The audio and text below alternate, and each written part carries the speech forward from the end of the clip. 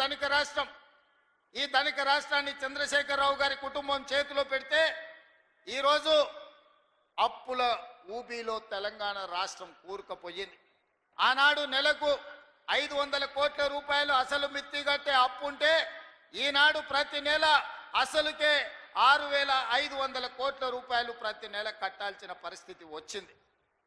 10 ఏళ్లలో ఈరోజు దాదాపుగా 8 లక్షల కోట్ల రూపాయలు 7 లక్షల కోట్ల రూపాయలు బ్యాంకుల్లో అప్పు తెస్తే 40,000 కోట్ల రూపాయలు కాంట్రాక్టర్లకు బకాయిలు పెట్టిండు.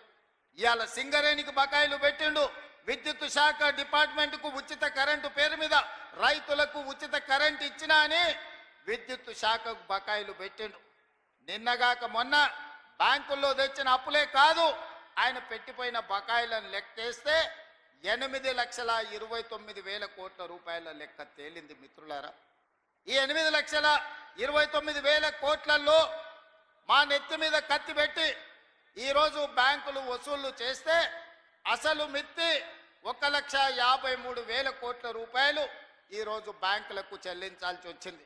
నిన్న శాసనసభ సాక్షిగా ఈ వివరాలన్నీ నేను చెప్పిన.